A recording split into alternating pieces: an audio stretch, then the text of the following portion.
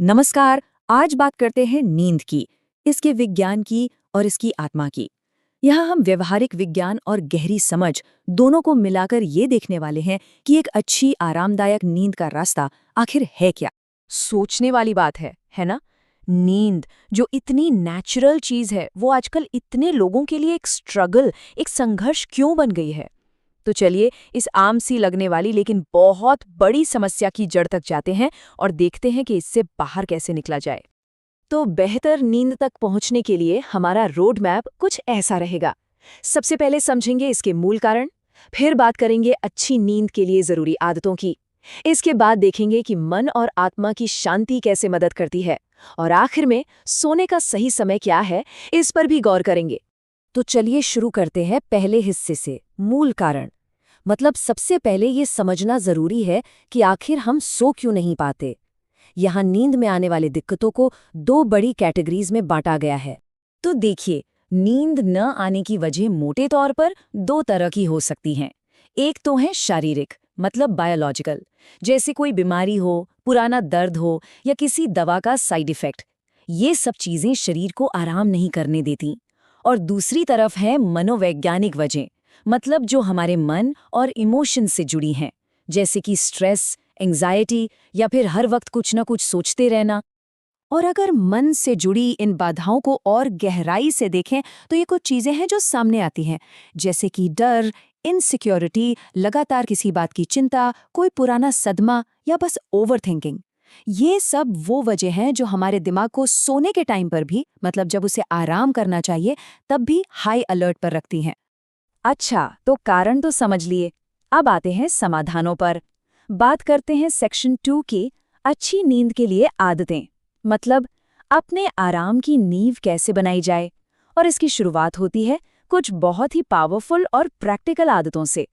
यहाँ एक बहुत दिलचस्प बात बताई गई है कि अपने मन को एक डेली रूटीन से ट्यून किया जा सकता है, जैसे हम कोई इंस्ट्रूमेंट ट्यून करते हैं वैसे ही।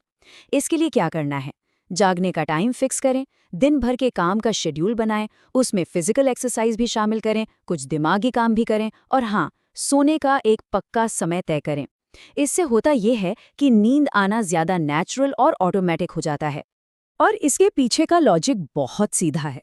जब हम दिन भर अपनी फिजिकल और मेंटल एनर्जी को सही तरीके से कंस्ट्रक्टिव कामों में लगाते हैं, तो वो एनर्जी खर्च होती है। फिर रात में शरीर और मन दोनों को खुद ब खुद आराम की जरूरत महसूस होती है। उन्हें नींद के लिए एक तरह का नेचुरल बुलावा मिल जाता है। अब आदतों के साथ साथ माहौल भी बहुत जरूरी है। मतलब एक स्लीप सैंक्चुरी बनाना, एक ऐसी जगह जहां मन को शांति और सुकून मिले। इसके लिए क्या कर सकते हैं? साफ सफाई रखें, एक आरामदायक बिस्तर हो, कमरे में लाइट और रंग शांत हो, और हाँ, सोने से ठीक पहले बहुत भारी खाना खाने से बचें। तो हमने फिजिकल आदतों और माहौल की बात तो कर ली, लेकिन अब आते हैं तीसरे और शायद सबसे जरूरी हिस्से पर, मन और आत्मा की शांति।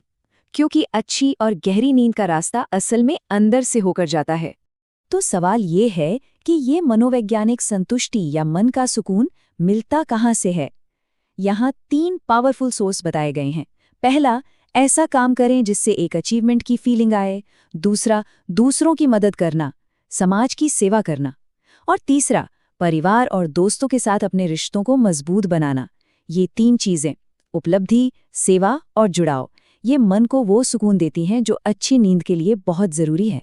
और इसी सिलसिले में ये एक बहुत गहरी बात कही गई है, तवक्कल और रजा रखने वालों की नींद कभी खराब नहीं होती। तवक्कल का मतलब है भरोसा, एक उच्च शक्ति पर भरोसा, और रजा का मतलब है स्वीकृति, जो हो रहा है उसे स्वीकार करना। जब ये दोनों चीजें होती हैं तो मन शांत हो जाता है, क्योंकि नतीजों की चिंता खत्म हो जाती है।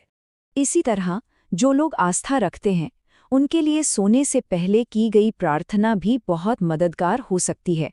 जैसे यहाँ ईशा की नमाज का जिक्र है कि जब इसे सुकून से अदा किया जाता है तो इसका नींद की क्वालिटी पर बहुत गहरा असर पड़ता है।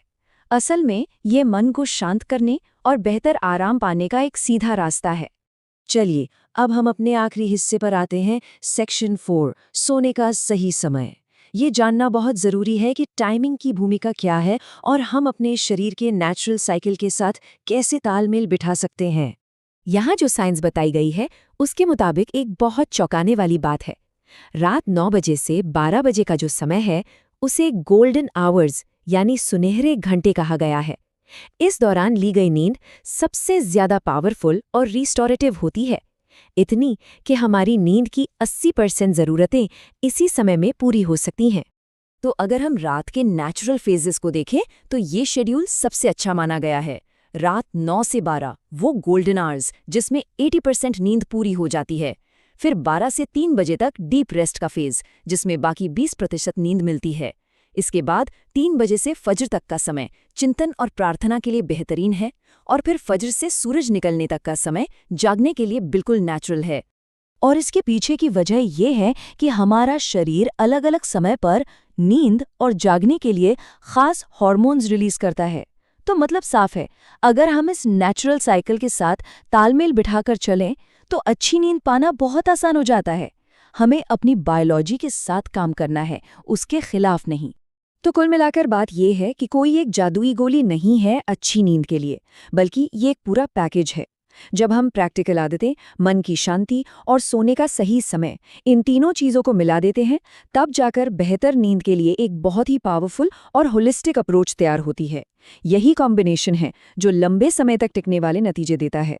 तो जाते जाते बस एक सवाल छोड़ जाते हैं। जरा सोचिए, सिर्फ एक रात की अच्छी नींद अगर हर रात मिलने लगे तो उससे किसी की जिंदगी कितनी और कैसे बदल सकती है। इस सवाल पर जरूर गौर कीजिएगा।